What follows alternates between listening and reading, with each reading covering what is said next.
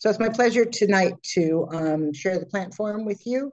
I want to invite anybody watching to participate in our monthly plant forum, which highlights plants that are grown in our gardens and things that if you haven't thought about trying, one of your fellow members can tell you about their experiences, which is great.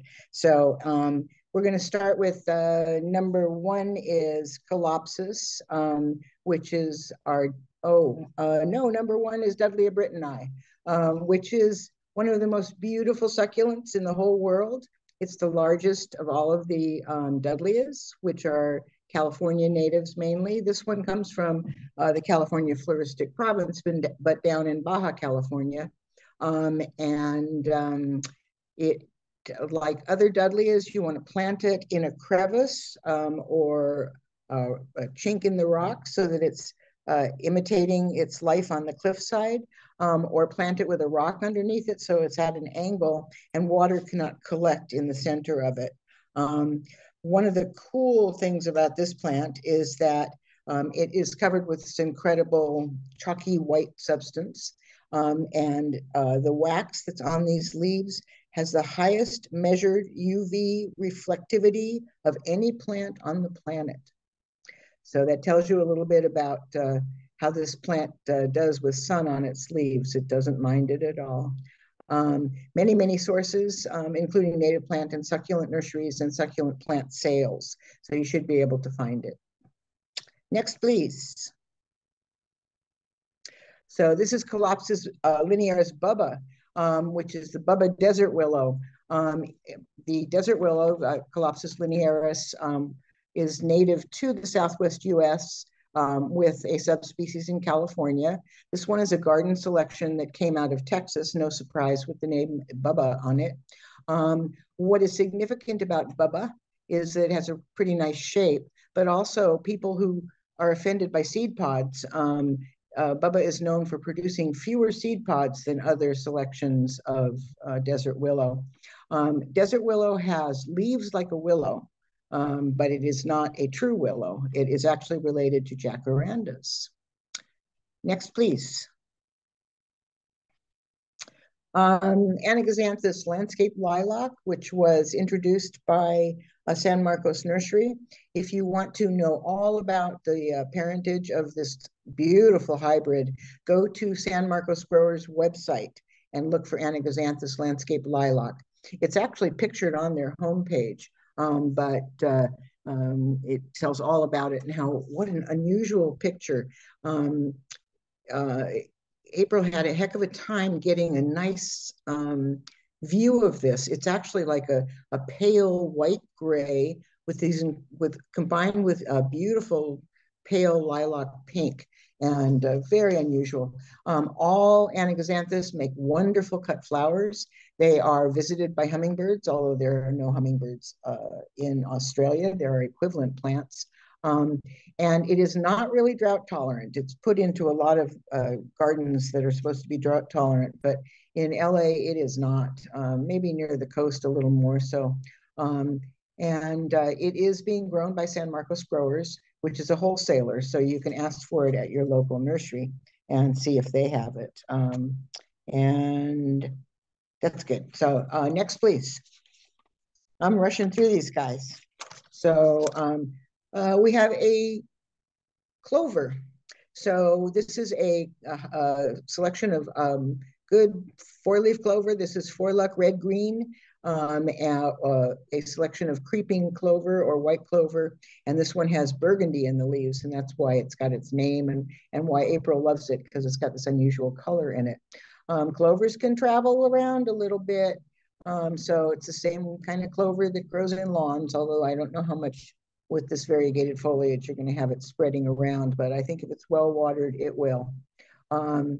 A little aside, my whole life working in gardens and around plants, the only time I've ever been stung by a bee was walking on a lawn when I was 5 years old that had clover in it, and I stepped on a bee and it stung me.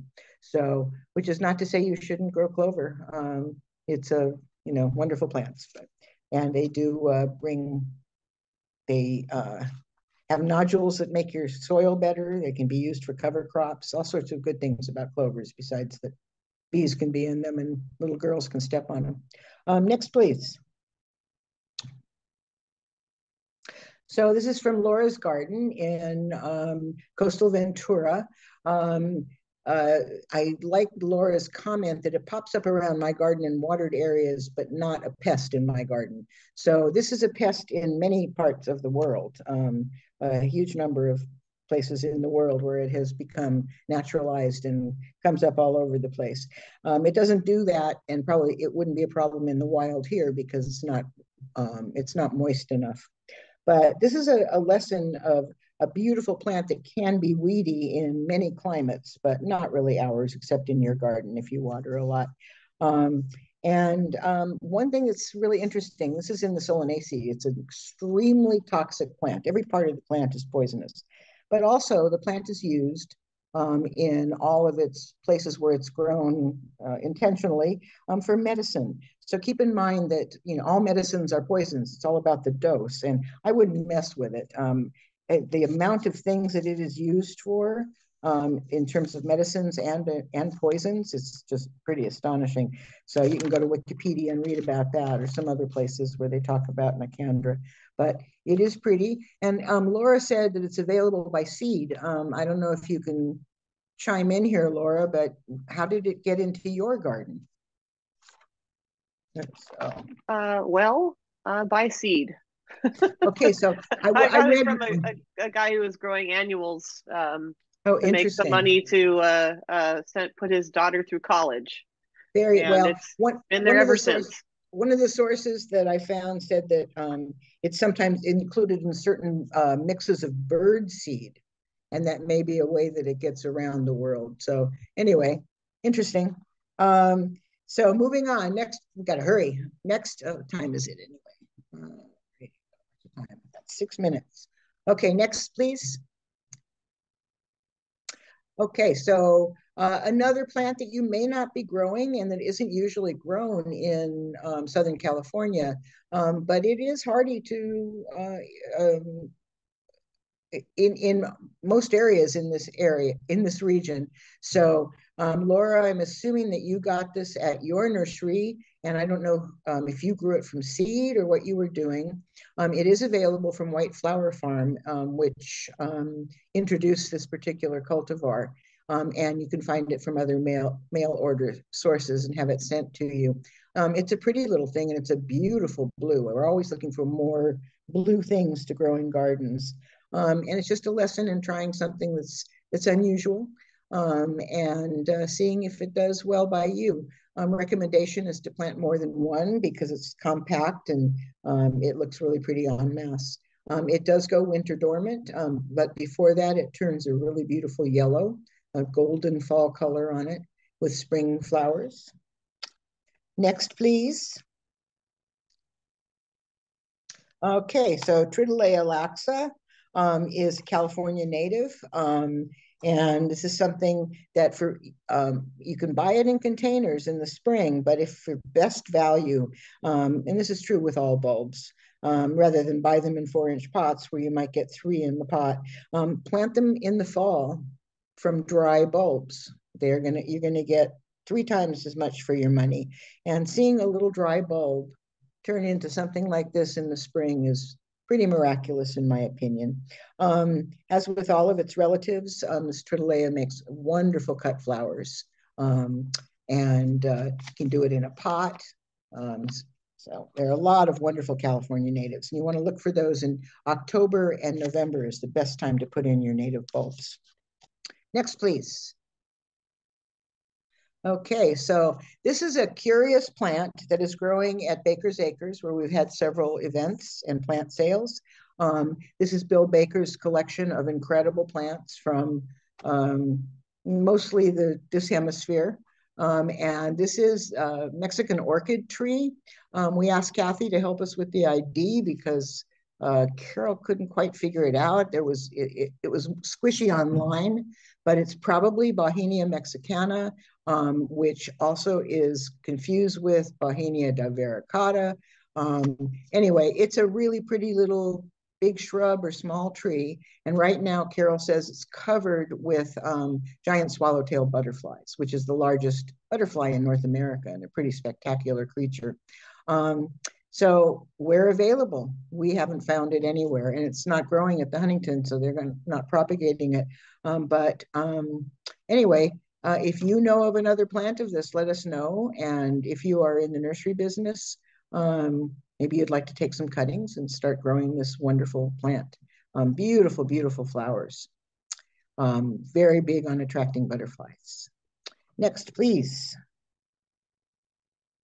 One of my favorite plants. This is the Western Columbine.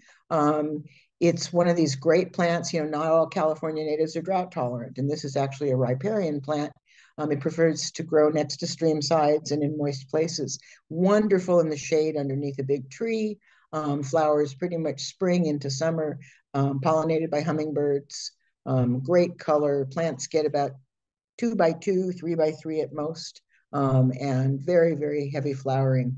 You should be able to find it pretty easily.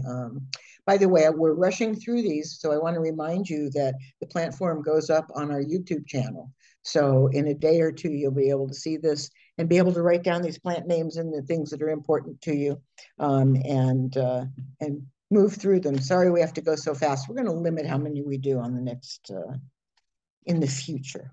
Next, please, Alexis.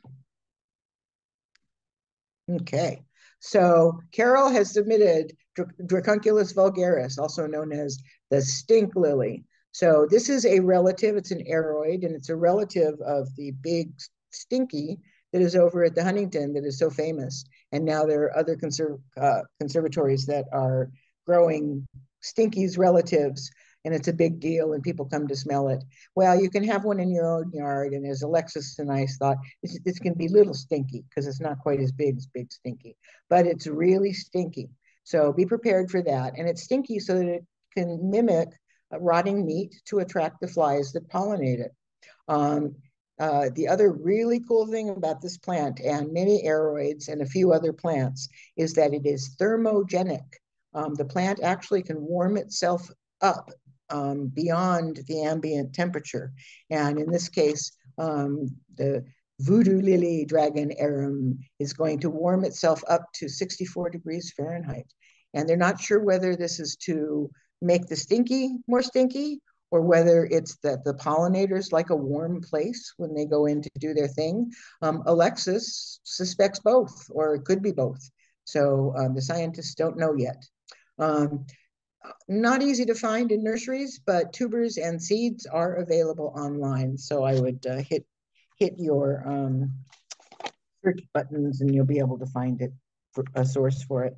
This is growing at Bill Baker's also. Next, please. And this is the last one. So this is Nemophila maculata, one of our prettiest little wildflowers, also known as 5-spot for obvious reasons. This is a California endemic. It's native to the Sierra foothills and the coastal mountains from Sacramento and San Francisco down.